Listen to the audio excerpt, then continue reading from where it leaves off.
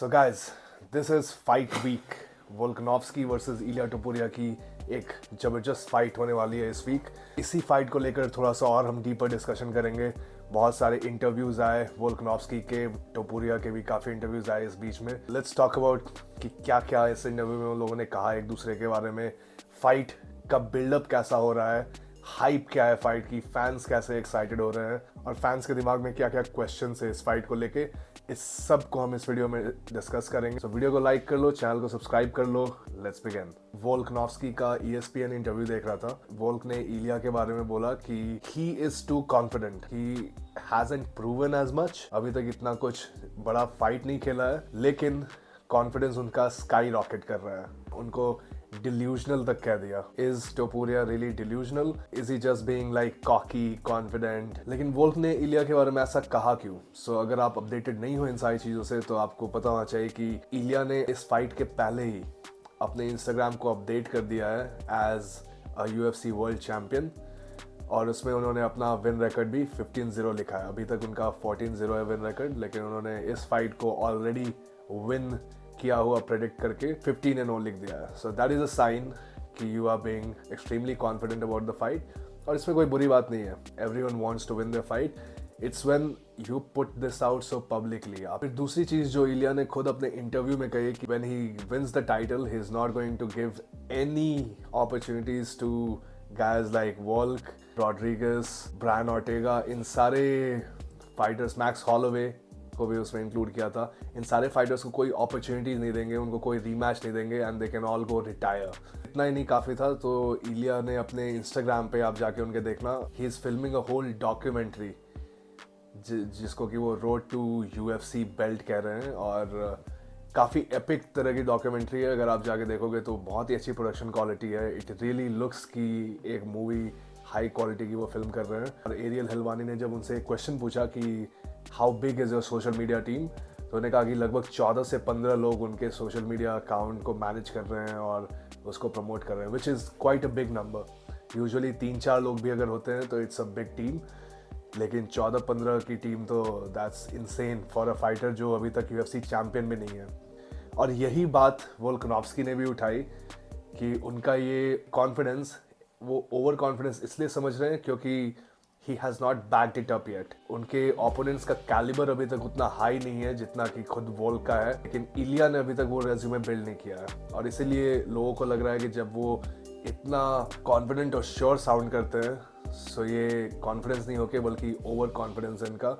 Here I completely agree with वोल्क कि अभी तक उनका रेज्यूमे इतना वर्ल्ड बीटर टाइप का नहीं है। अगर उनके लास्ट 2 फाइट्स को देखें, सो उन्होंने किसको बीट किया है? He has beaten Bryce Mitchell, submission specialist को सबमिशन से बीट किया, और second he beat Josh Emmett, जो कि एक बहुत ही पावरफुल पंचर है, 1 पंच नॉकआउट करने की पावर रखते हैं, और उनको पूरे 5 राउंड तक ईजिली डोमिनेट करके कंप्लीट बीट डाउन किया। सो समझ में आता है कि वाई वोल्क इज सेइंग कि he is a little bit overconfident, और लिटिल बिट मैं खुद से जोड़ रहा हूँ, he was saying he is completely delusional, out of his mind. मेरा पॉइंट है कि why not be that confident? If you are very overconfident, if you are very cocky, it's not a bad thing, क्योंकि वो कहते हैं ना कि if you want to become something, start acting like one, या fake it till you make it। ये same चीज़ apply कर रहे हैं टोपुरिया इसमें, especially from a jiu-jitsu world that I come in।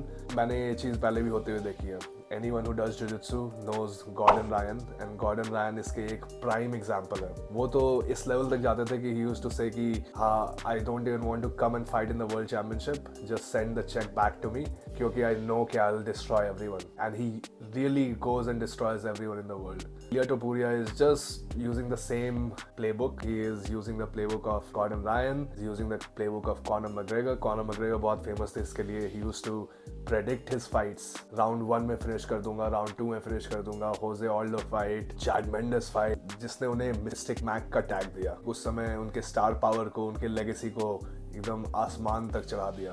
These are the things that do that। Personally अपने आप को brand करना और अपनी फाइट को ब्रांड करना is a big big thing. अगर आप ये नहीं करते हो तो you will end up like another one of those statistics against Alex Volkanovski, like Brian Ortega, like Yair Rodriguez. इनकी फाइट हुई तो वोल्कनोव्स्की के साथ, और स्टाइलिस्टिकली उनके मैचअप को लेकर हम एक्साइटेड भी थे, बट वो जो एक्स्ट्रा मसाला होता है वो मिसिंग था। आज के आप इंटरटेनमेंट वर्ल्ड को देख लो, आज आप फाइट वर्ल्ड को देख लो, everything is based around this idea of entertainment and masala. Even it's funny क्योंकि मैं जब ये videos बना रहा था तो one of my friends suggested me कि bro थोड़ा और मसाला डालो.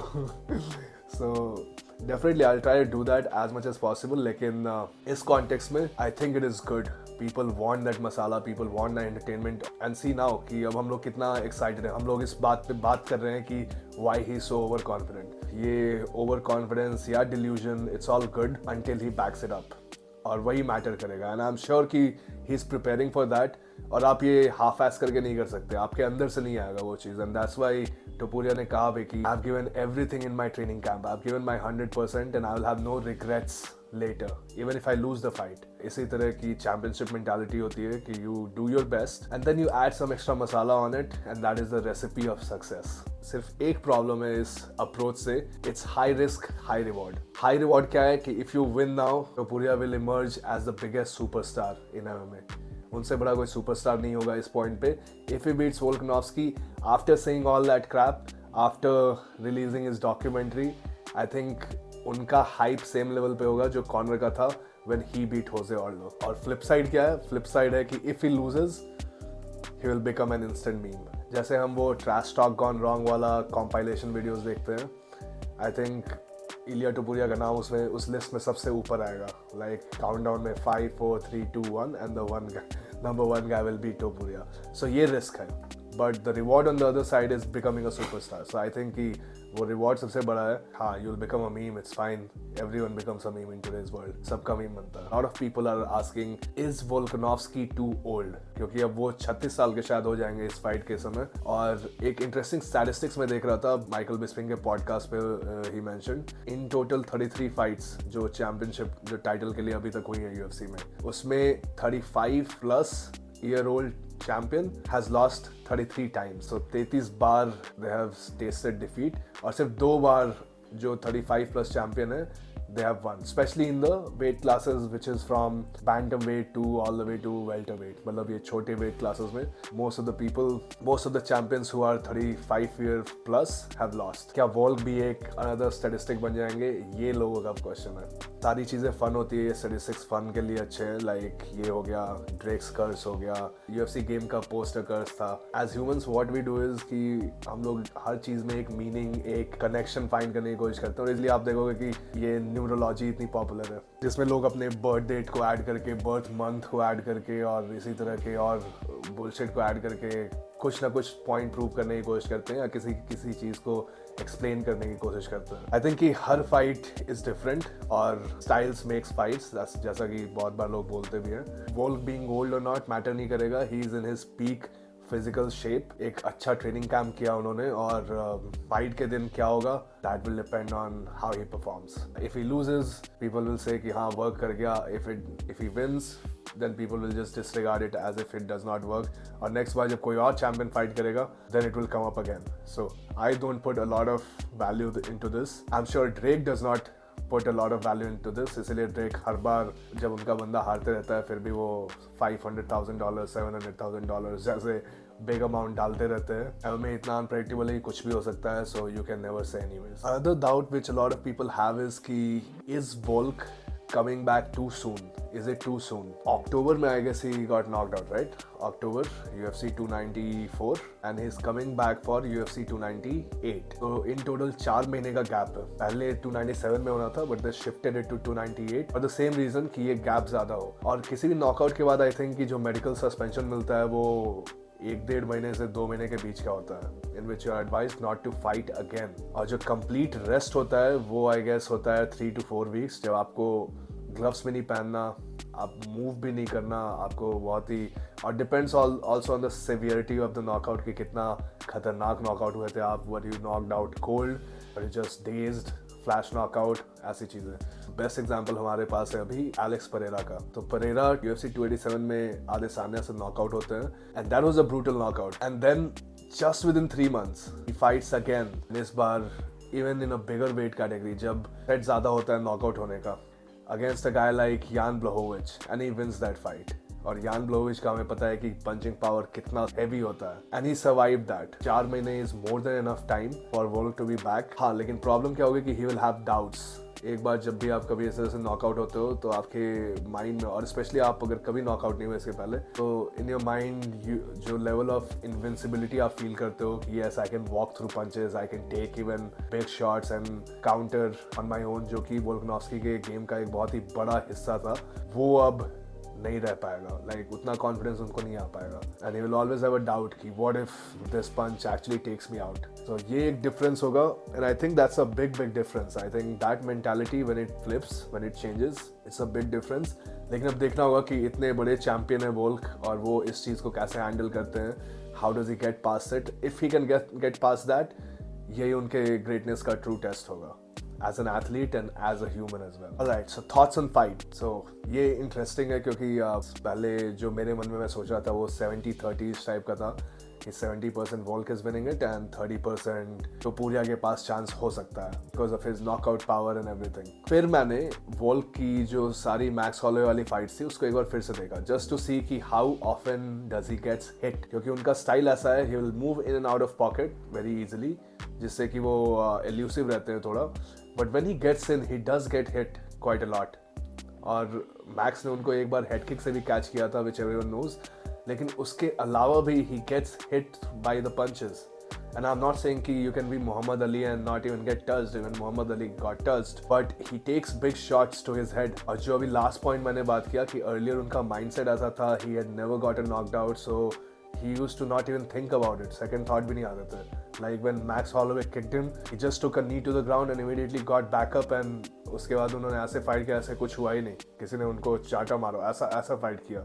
So my point is, Topuria is very dangerous guys. Like उनका बॉक्सिंग इतना लीदल है कि if he connects with a shot, with a proper shot, it will put your lights out. Yeah, at least it will make you vulnerable to a point जहाँ पे you can get attacked further. If he gets knocked down, Topuria आपको immediately jiu-jitsu threats और choking threats इन सारी चीज़ों से attack करेंगे. Maybe a guillotine, maybe a back take, और उसके बाद वॉल्क को और ज़्यादा स्ट्रगल करना होगा, क्योंकि एक बार you are put in a defensive situation like that, फिर अगेंस्ट अ गुड कंपेटिटर आप उस डिफेंसिव साइकिल में फंसे रह जाते हो.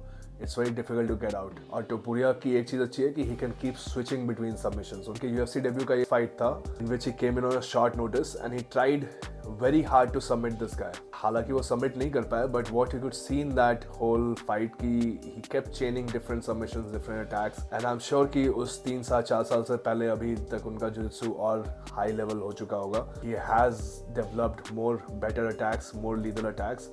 So Volkanovski has to be careful, and I think कि ये factor बहुत ही ज़्यादा drastically उनके chances को increase कर देता है कि Volkanovski does get hit, and if Topuria hits him, especially in the first 3 rounds, it's going to be very detrimental for Volkanovski. दूसरी जो सबसे important चीज़ है जो कि मैंने उनके इंटरव्यू से पिक किया कि he is a little bit tiny bit frustrated due to the fact कि Topuria कैसे act कर रहे हैं, how is he behaving, how is he being so brash, so confident.